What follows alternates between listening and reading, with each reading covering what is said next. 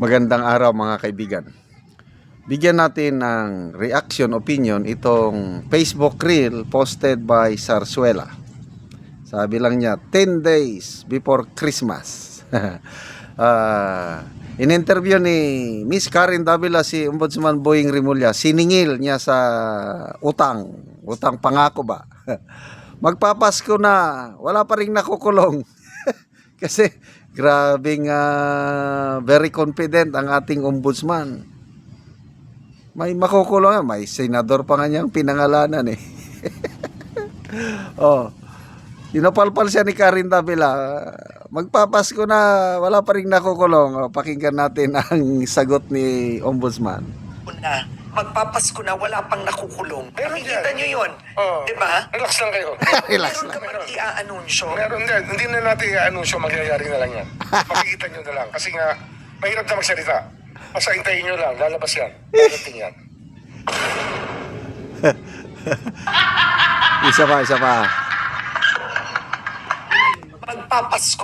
Magpapasko na, wala pang nakukulong. Pero nakikita nyo yun, di ba? Relax lang kayo. Meron ka bang i-aanunsyo? Meron din. Hindi na natin i-anunsyo, mangyayari na lang yan.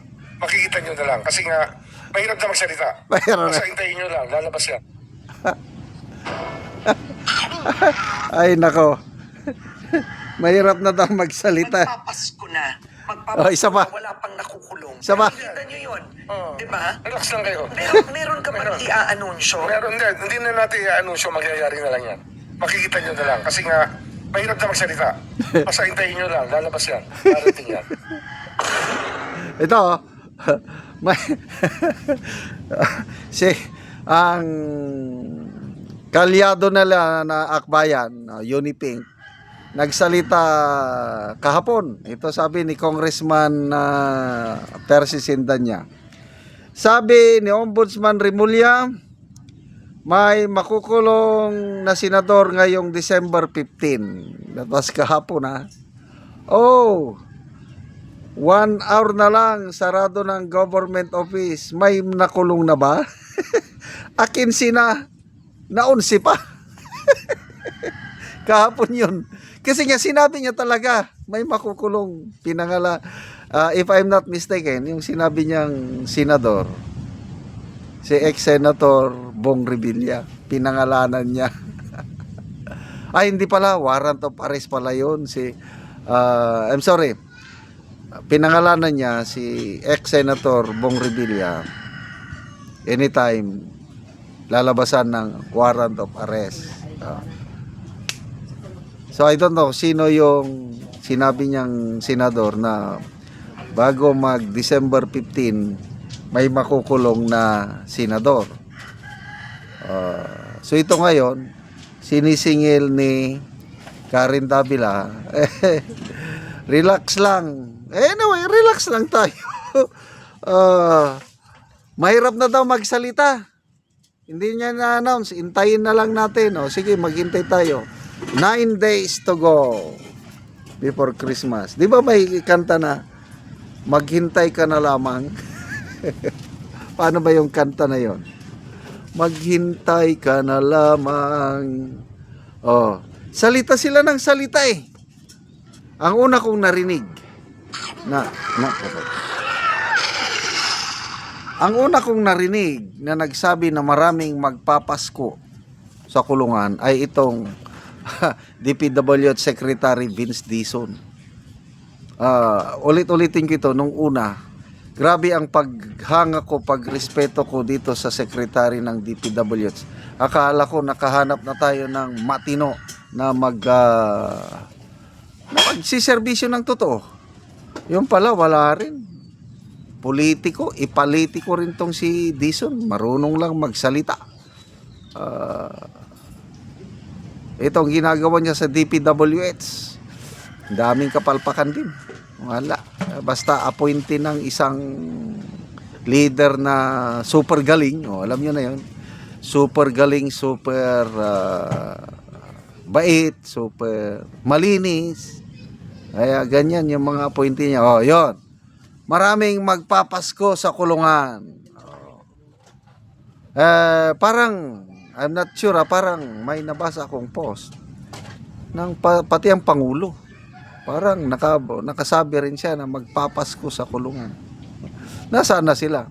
Oh, siguro kung meron, yung mga malilit na isda, DPWH contractors, at DPWH officials and contractors. Kaya si Mrs. Sara Diskaya nandun na sa NBI, custody ng NBI, voluntary nag-surrender doon. Tapos yung na-announce parang 7 ata. So puros mga DPWH yun. So ano ba sila? Mga ano lang yun, malilit na isda. Sino ba ang masterminds? Kanina may napanood ako Facebook reel, interview ng Billionaire News Channel kay dating Dole Secretary Silvestre Bello. Sabi niya, si Saldico lang ba ang mastermind? Tanong ng host. Hindi! Sino ang mastermind? Si Speaker Romualdez. Sabi, diretso. Pati yan si Stella Kimbo. Oh, sila. Kaya lang, sa tingin nyo, gagawin nyo ni Speaker na wala rin siyang basbas sa taas? Sabi nga ni Attorney Guanzon, BBM ang mastermind sa lahat. Yan ang pananaw ni Attorney Rowena Guanzon. Yung iba naman, si Congressman Edgar Eresa, it's either ang Pangulo, kakutsaba siya or incompetent. Yung wala siyang kaalam-alam na ninanakawan na ng pundo ng bayan. Wala lang siya alam kasi mahilig lang siyang magsalita. 5,500 flood control projects natapos na. Ano pa, classroom. Ito lang, sona niya. Ilan ba yung may 40,000 classrooms na natapos na at ngayong taon ito, hindi pala, yung 40,000 ay 22,000 classrooms ang natapos na. I'm sorry, napag-mix up ko na. Basta ang dami yung figures niya. Tapos, gagawa pa ng, another 40,000 for the next 3 years hanggang matapos ang termino niya. Only to find out, for this year, out of target ng DPWH na 1,700 classroom, 22 lang ang natapos. Ganun po. Style ng Pangulo natin yan. So, puros lang sila marunong magsalita. Itong si Ombudsman. Bato, may warrant of arrest na. Pas, naka-scope. Ngayon, di nagtatago si Bato. Bakit mo i-announce na warrant of arrest? Dapat surprise yan. Sige, good luck po. Ombudsman Boying Rimulya, sana may mapakulong kayong mga mastermind bago magpasko para magkaroon naman ng hustisya itong taong bayan na ninakawan. Salamat mga kaibigan sa inyong pagsubaybay sa ating channel. Nakakatulong kayo ng malaki sa tribong Talandig ng Bukidnon dahil ang income natin sa channel na ito is pantulong sa tribo. Namimigay tayo ng libreng yero at pako para makapagpatayo sila ng mas maayos na tirahan. Panoorin nyo ang video na ito. So mga ka-viewers, live ta karon ako karon diri sa balay nga makita nimo nga trapa lang ang atop o ang dingding. So mo na gid ang hitsura sa ilang balay, trapal, ang dingding o ang atop.